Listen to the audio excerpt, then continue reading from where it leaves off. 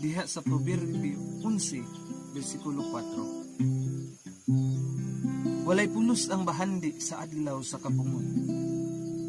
Apan ang pagbuhat ug matarong maglikay kanimo gikan sa kamatayon.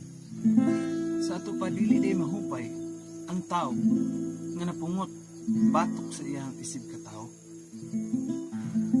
Bisan paghatagan kini niya sa labi, labi na kun lawom na sa maddiin. Wala na gayoy pulos ang kwarta ining higayon na. Apan unsa man higala ang maayo alang sa tao, dapat magkinabuhi siya nga matarong. Kay dako kini kahimuan diha kaniya. Ilikay sab siya sa kadaot ug kamatayon. Ug adunay kalipay ang iyang isig katawo diha kaniya. Wala siya kaaway,